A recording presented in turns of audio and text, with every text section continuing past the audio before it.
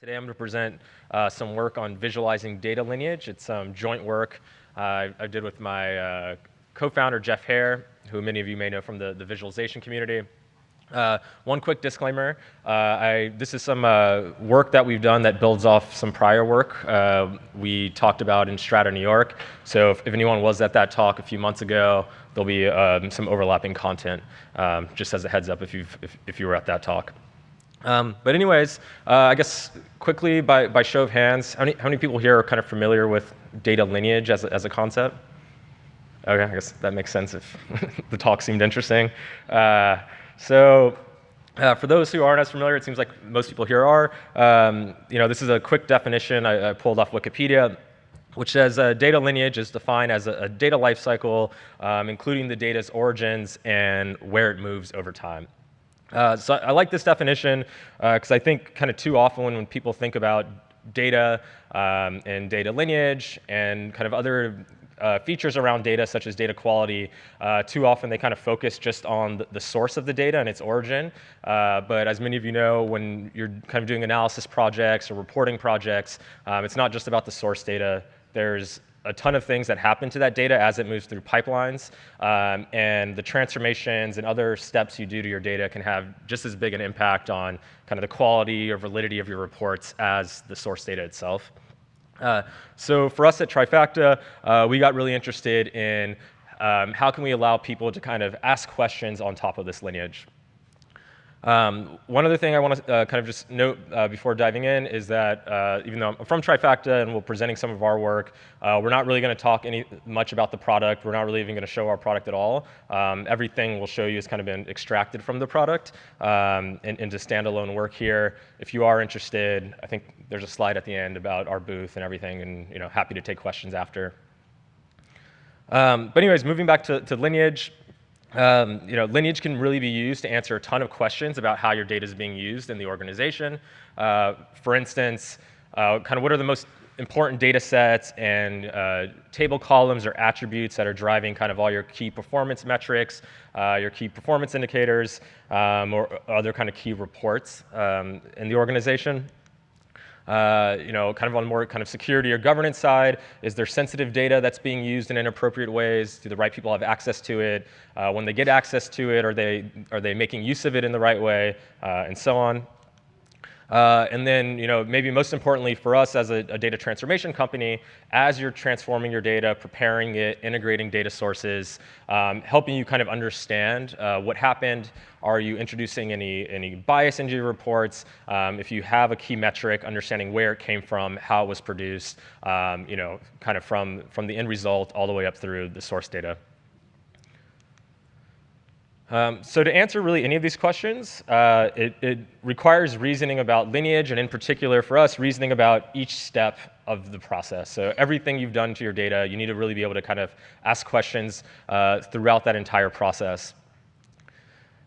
And our goal is really to figure out ways to build interactive visualizations which enable you to quickly answer these questions, quickly explore this lineage, and quickly make sense of whatever you really need to, depending on your analysis task.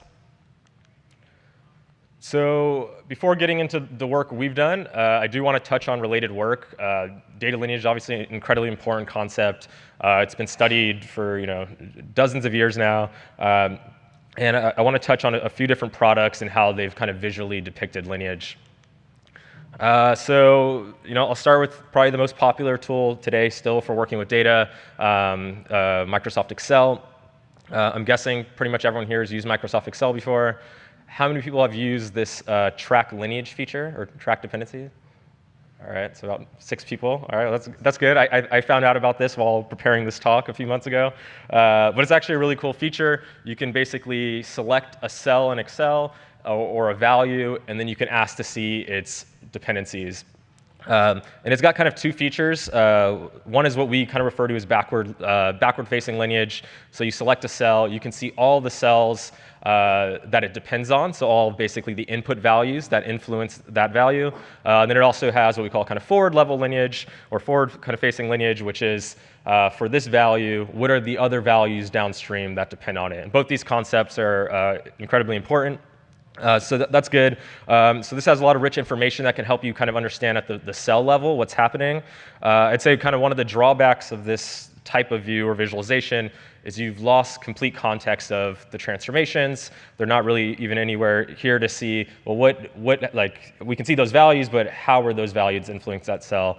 And if that cell value is changing over time, it's hard to kind of trace those types of dependencies as well. Kind of I'd say maybe the other extreme is to almost completely remove the data, completely from the screen. And this is what you get in a lot of mapping tools. If you're familiar with ETL tools, this kind of standard metaphor for viewing lineage and building up transformation scripts. And the idea here is basically to construct a graph of your transformation. And in this graph, the nodes are going to be kind of the individual steps or individual transformations that occur, and then you kind of have edges between these nodes if there's a dependency between these transformations. So we can see here in Pentaho, there's kind of this top part of the graph where there's kind of no dependencies except between individual steps, similarly on the bottom, and then there's kind of this join step where the two steps merge, and then you can do some subsequent processing downstream. So this is nice because you have now a good view of kind of the overall structure of the transformation, but now you've lost sense of the data, you've lost sense of how individual attributes are changing, and it's really hard to ask questions about kind of individual subsets of your data. Just kind of for completeness here, there's also kind of other takes on this. So there's a lot of tools now and products in the big data ecosystem like Cloudera Navigator or Apache Atlas, which will provide kind of what we would describe as data set level lineage, which is kind of even more abstract, looking at between the source data and kind of intermediate data products, what are the relationships? And now they've abstracted away really from individual transformations, and instead it's really kind of tracing this physical lineage at the data set level.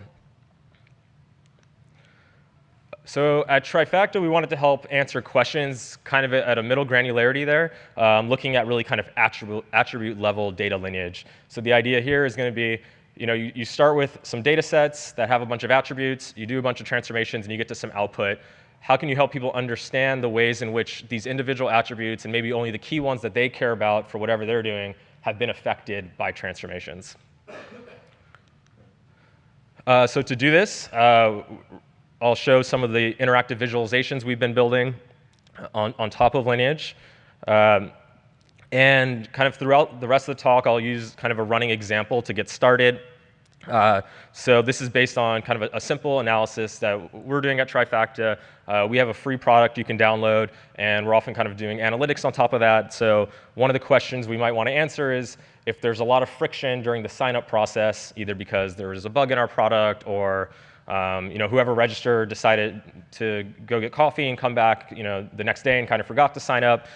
If there's any kind of friction in that process, how does that correlate to kind of ongoing activity on our product over time?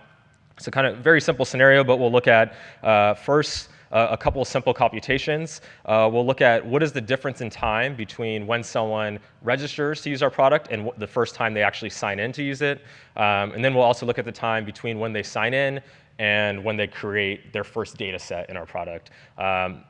And generally speaking, we can say that's kind of the minimal steps necessary to get any value out of our product, is that you've uploaded a data set into it.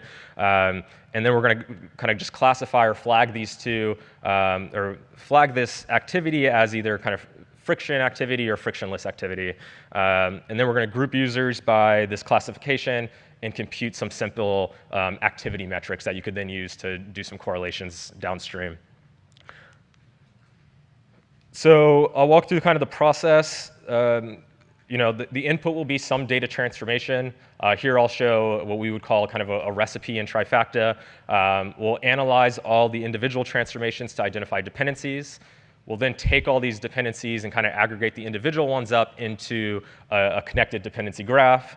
And then we'll build visualizations on top of that graph that you can interact with. So let's start with step one, input of a data transformation.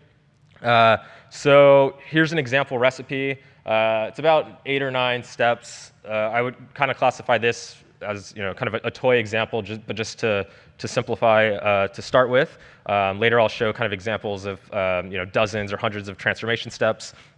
But just to walk through the script so you have a sense of what it's doing, in the first 3 lines up here, we can see we're splitting our data into rows, and then we're splitting it into columns. So you can imagine starting with like a CSV file. You're going to take the raw text, split it out into rows and columns. We're going to apply some metadata using the header transformation. So that's kind of the initial parsing. Next, we're going to take an email field, and we're going to split it out into 2 columns, the username and the domain. Then we're going to delete all the rows where the domain equals trifacta.com because we have a lot of people internally who might be using the product and testing flows, and we don't want that to influence or bias the analysis. Then we're going to create a few metrics. So the first one, as I mentioned, will be the time before sign-in. So that'll be the difference in time between the sign-in time and the registration time. Similarly, time before what we would consider you being active is when you create your data set and when you signed in.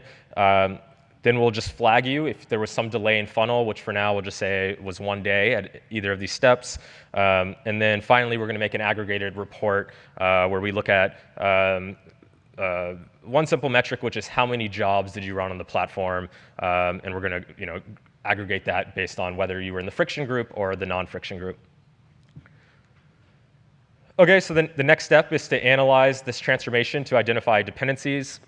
I'll talk about this a little bit more on how you actually do this when we get to some of the technical details after the demo. But for now, I'll basically say we build up this intermediate state by parsing dependencies from these transformations. This file on itself isn't too interesting. The only reason I really bring it up actually is because there are a ton of tools now and products in the space that specifically deal with topics like cataloging and lineage that can make use of this data. So to the extent that you can publish out this type of metadata, there's a number of products, both kind of vendors and open source products, that are starting to build a ton of tooling and machinery to help you deal with lineage and other related aspects of kind of governing and analyzing data. So we've kind of parsed the individual transformations. We're now going to build a dependency graph. So I'll talk a little bit about that. First, we're going to define the nodes and the edges. So for this graph, remember the focus now is on kind of column level attributes or table attributes. So the nodes in our graph are actually going to be unique values of a column. So when I say unique, this basically means anytime a new column is created, whether it was in your source data or a derived metric, we're going to create a new node in the graph. And anytime that node may have changed throughout the transformation process, we'll create a new node in the graph. And then edges will just indicate that there's some dependency between columns across transformations. And for this talk and demo, I'll talk about 2 types of dependencies. The first one is what we call kind of a value-based dependency.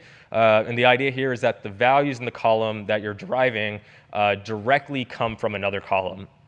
So there's a few examples to make this a little clearer. One is you could imagine, if you're looking at stock or portfolio data, you create a new column, which is the price of the stock times the number of shares you order, and that would give you a total order size. We would say order size kind of directly depends on the price, and it directly depends on the number of shares, because those are directly contributing to the actual value you're computing. Similarly, an example before, when we split email and create username and domain, we would say both of those values depend directly on email. And then finally, this example kind of highlights the difference. When we do an aggregation and say we were reporting total sales per city or per state, we would say total sales, that value directly depends on the sum of the sales, or on the sales column. It will be affected by location, but it in some sense doesn't directly depend on those values. That column is kind of modulating those values. So this brings us to conditional dependencies. Again, this top example here, similar to before, total sales indirectly depends on location. And the last 2 examples are interesting for anything that's kind of filtering your data. So for instance, deleting rows, or if you're joining data sets together, that kind of is implicitly filtering out some records.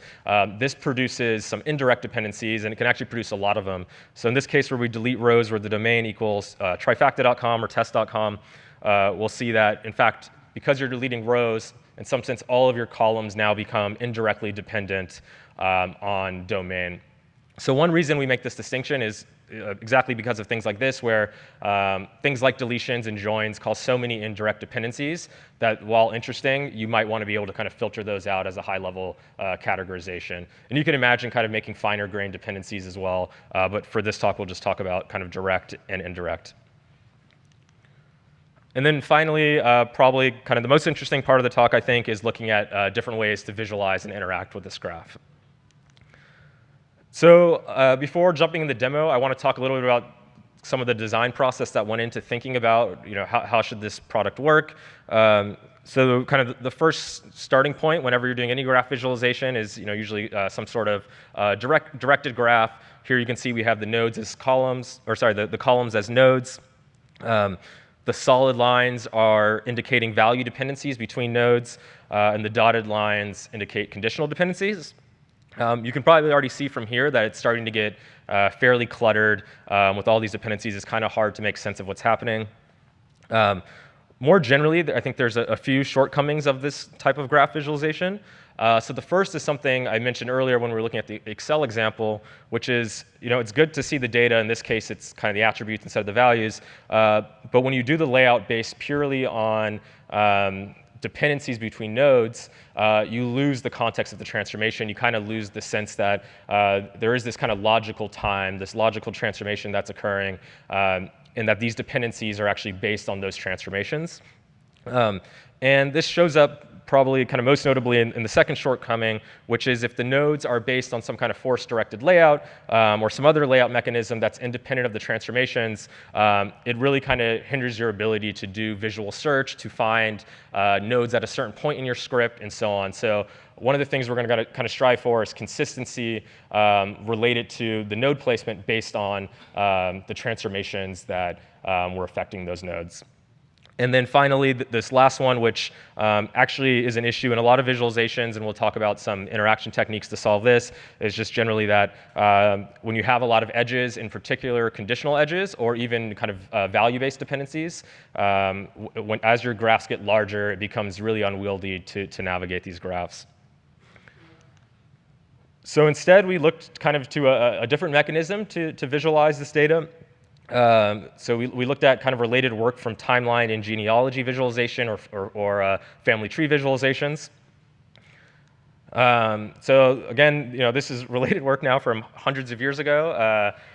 The idea here is this is, I think, the first kind of timeline visualization from Priestley in the 1700s. And the idea here is that you're going to form a timeline indicating kind of the life and death of historical figures. It's an incredibly simple visualization, but you can already start reading off a lot of relationships. And in particular, you can start reading relationships that kind of change over time, which is something we're interested in as your data is getting transformed. So here we can see, very quickly you can answer questions like, when was an individual born? When did they die? Who lived before someone else? Did people overlap in time? And those types of questions. Since then, there's been kind of revs on this. So many of you may be familiar with this, fairly famous now visualization from the XKCD comic about 8 years ago. So on the top here, we see Lord of the Rings, and the idea is that you can kind of plot characters' lifelines, and over time you can see as characters kind of get close together in the story, their lines will converge, and as they move away from each other in the story, their lines will diverge from each other. And then similarly below for Star Wars. And again, so you can start reading out a lot of rich relationships here on the attribute or the relationships between people and how those relationships change over time.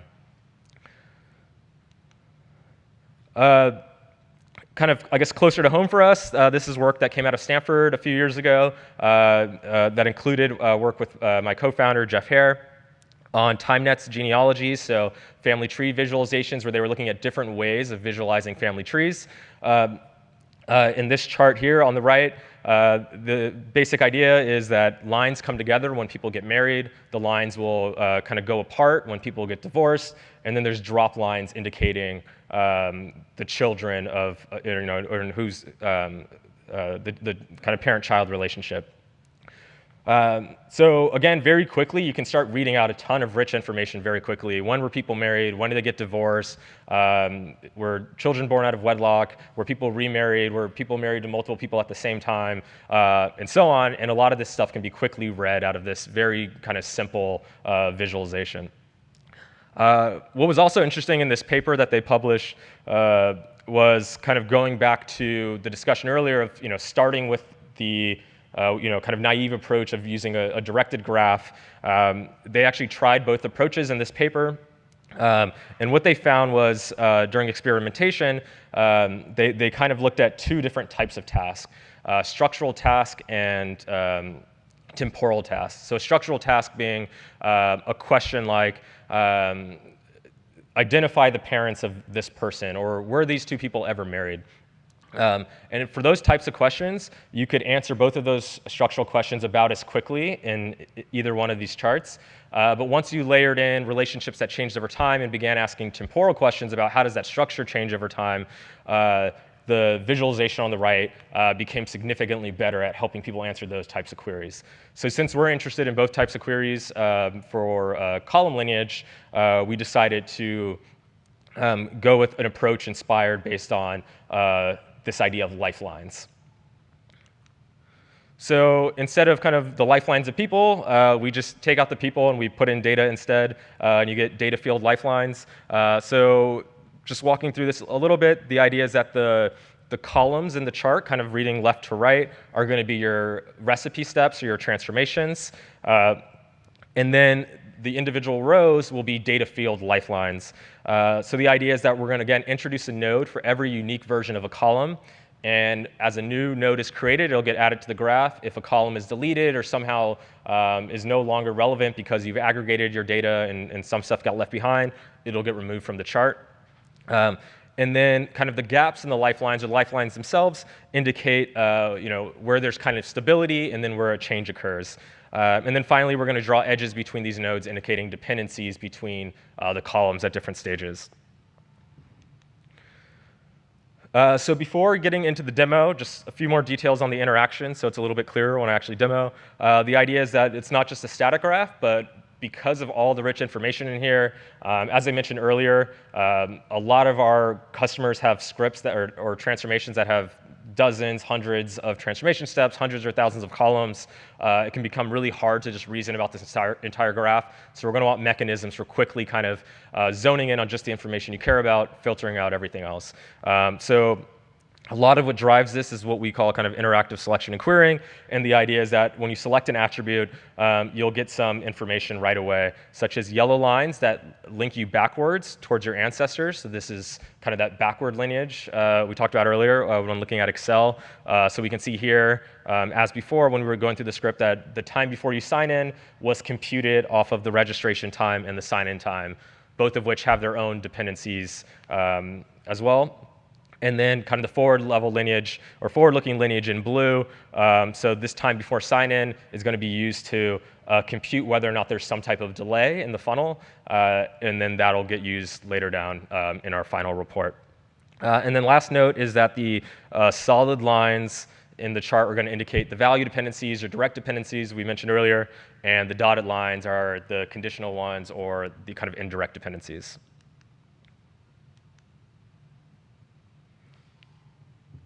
All right, so I'll jump into a demo, and then after the demo, come back in and talk about some of the actual details in building the system. Oops. OK, cool. So this is the same chart we just saw, but now a demo here. So the idea from before, just to get started, as you kind of scan left to right, you can see the transformations that you're working with. You can kind of get more detail if you kind of hover over it and see kind of more detail about the transformation. And then in each individual column, you'll see the individual attributes that were affected or changed at that transformation step. So let's just get started with some simple interactions. Again, we can select username. When you do that, kind of all the other information is kind of grayed out a bit. Username is incredibly simple. You can see that it came from just renaming email1 to username. And that email1 itself depended on email. And if you recall from the recipe I showed earlier, that's because we split email into kind of two different fields and then rename the individual fields. So a very simple example here. And then if you look forward, we can see username doesn't change for a couple steps until we get to this deletion. And of course, during a deletion, all of the columns are changing, which is why you see all of them here. And then probably only the last interesting thing to note is that this line kind of trails off and it actually doesn't even make it to the end. So you can start also kind of noticing potential room for optimizations, like removing columns that are actually never even used from your analysis, both kind of in terms of optimizing performance, but also potentially in just removing unnecessary steps that you don't want to see in your recipe. So a very simple example, but you can already start getting a sense of the types of questions you can ask and answer. So we can go to domain, which is a bit more interesting than username.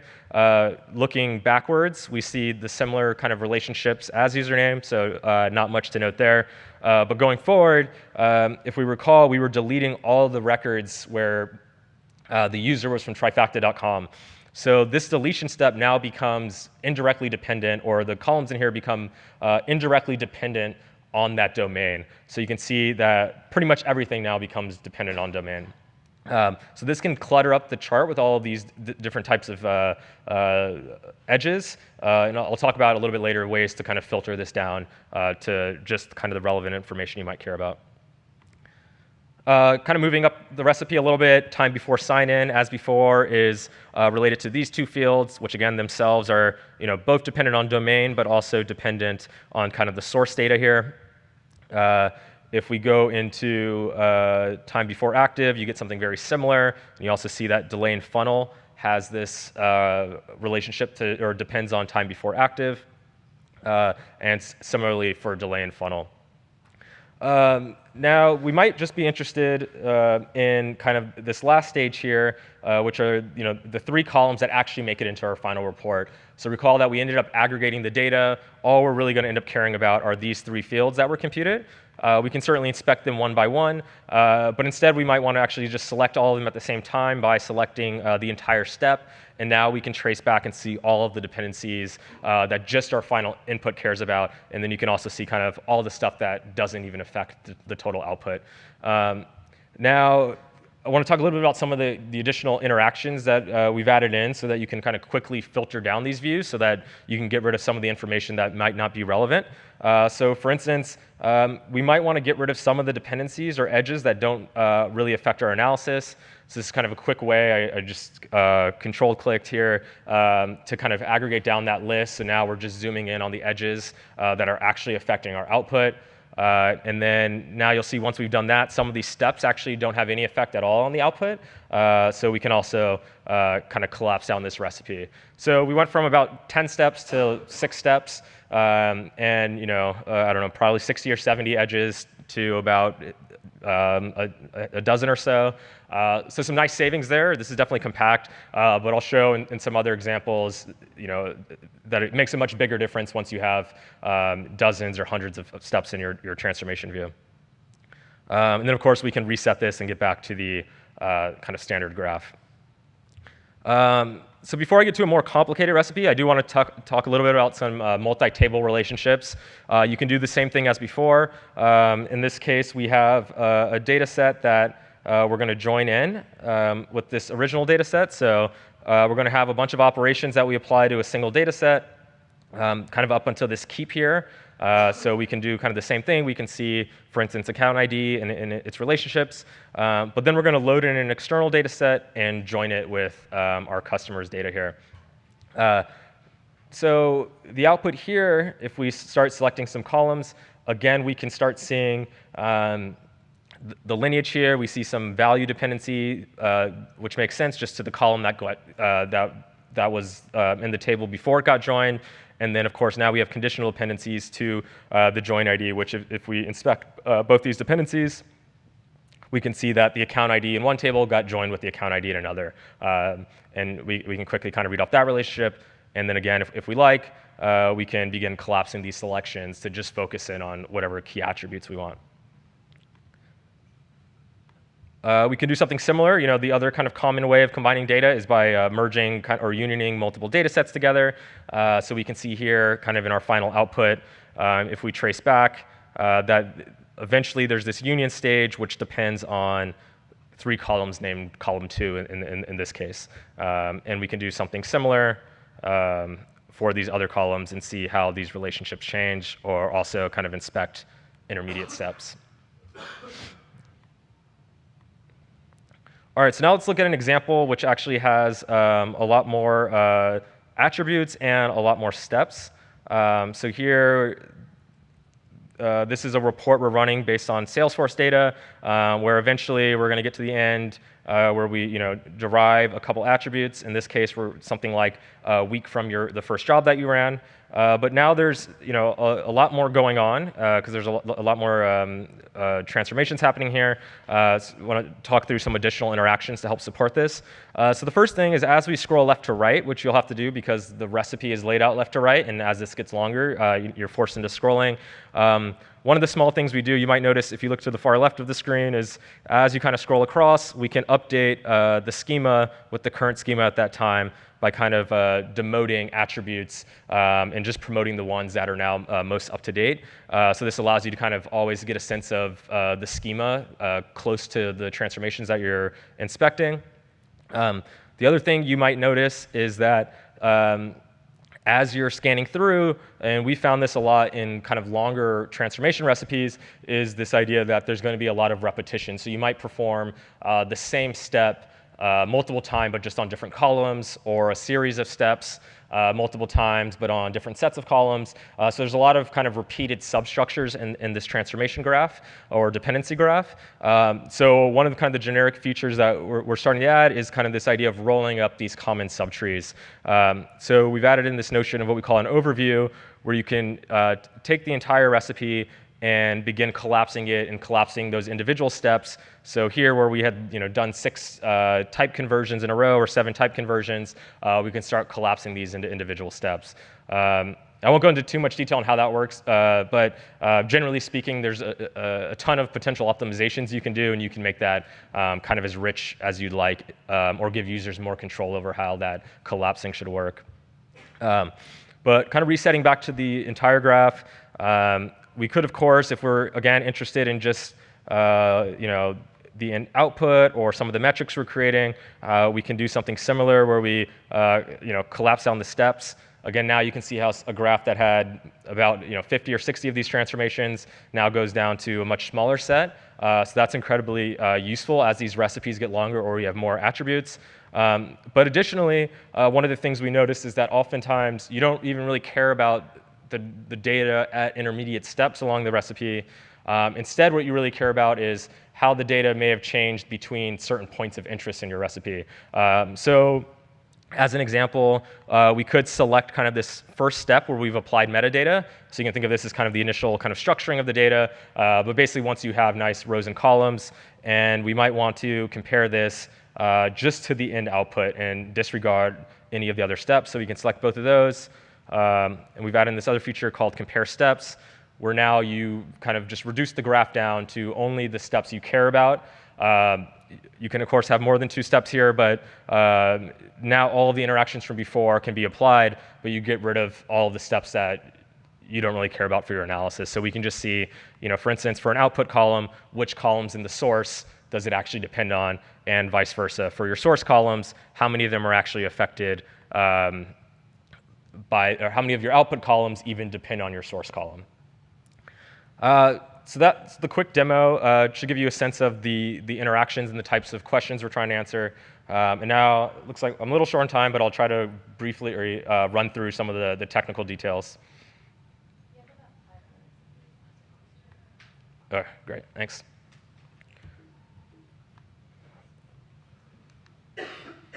So for some of the technical concerns, there's kind of a few things I want to touch on. First, I mentioned we have to actually parse the dependencies out of these transformations. So we're going to analyze each of the transformations to build up this graph. It's actually fairly straightforward to do. The only thing that's, I think, kind of interesting here is that most languages, whether you're using Trifacta or SQL or Hive or MapReduce or Spark, really any engine for doing data transformation, typically only has a few different operations or primitives that actually affect the data in kind of different ways. So here's a list. I think this actually covers most products. But the idea is that even if your language that you're using gives you access to a bunch of other types of transformations, oftentimes you can just map them down to this small set and map the dependencies from the smaller set to compute dependencies for the larger one. The idea being that if you wanted to build something similar in a tool other than Trifacta, say on top of SQL, it's very straightforward to do this. You just need to implement the transformation logic for a few primitive operations, and the rest of the work can be done kind of agnostic to the underlying technology. So just some examples of how that might work. A lookup basically can be translated to a join. As an example, pivoting operations are really just maps followed by aggregates. Unpivots are maps, flat maps, and maps, as an example. So you can kind of string together dependencies based on the underlying primitives. The next thing is how we support all of the interaction and visual kind of filtering of the chart. It's really just a graph traversal. So given a node in the graph, we just follow its dependencies. We follow its kind of downstream dependencies as well. And then we just recursively or iteratively kind of link up the source and targets. One interesting thing to note in terms of supporting the interaction is that pretty much all the interactions just use one mechanism, which is to apply some predicate to filter down your nodes, and then we do a graph traversal to rewire the edges so that nothing's disconnected. So just to make this a little clear, if we have input graph here, and we apply a predicate, so to say that two nodes become missing, we can analyze the links. So first we can note that this node kind of in the bottom right actually just doesn't matter. The edge, there's only one edge to it, and it's not influencing any other dependencies that should get connected up. But for this middle node, we'll actually have to rewire its edges so that we now have a connected graph again. But once you have this underlying technology, you can support any of the types of filters or queries that I showed earlier, and it's fairly trivial to implement. Next thing to talk about is how we actually do the layout of the graph. There's the X position of the graph, which is kind of where it goes from left to right, and then the Y position of the nodes, which was how far up and down they're placed. X position is not too interesting. It's in some sense fixed by the transformations themselves, since we are fixing the transformations left to right, and the nodes just appear beneath those. The only kind of somewhat interesting part here is that as you kind of distort the graph by collapsing individual steps, you can't just use a simple kind of linear function. Your mapping needs to be somehow kind of distortion aware to support this. Perhaps more interesting is the Y position. So every time a new node comes in the graph or disappears, we need to determine how to place the nodes vertically. Kind of as a design goal, we want dependencies next to each other. So kind of the first thing we tried was minimizing the total distance between dependencies. And what ends up happening in that case is that your graph becomes really unstable as you add in new transformations. So if you recall, most of our nodes, once they come into kind of existence, or once a column is created, it stays kind of in the same position vertically, which makes it really easy to track in the graph. As soon as you start kind of dynamically moving things to optimize for that distance, we found that users had a really tough time following along with the chart.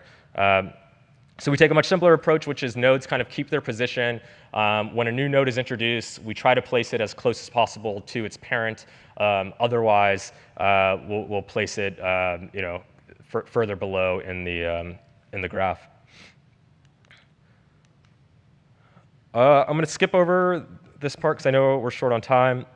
I do want to mention one thing that we're been actively working on as an extension is one of the, or most of the filters I showed you in the demo were just based on the columns or attributes of the columns or attributes of the edges or the transformations. But one of the things we're really interested in is how we can actually incorporate profiling information or additional metadata about the actual data itself to help filter down the graph. So as an example, we can filter down to transformations that only reduce the number of rows, or transformations that increase the number of missing values, transformations that change the distribution of values. So by annotating these transformations with data and metadata that's been collected by actually running the transformations, you can build a much richer kind of filtering and interactive experience on tops of these graphs. So that I'd like to conclude, just mention again, we can apply this to any transformation language, not just Trifacta, as long as you implement that dependency graph.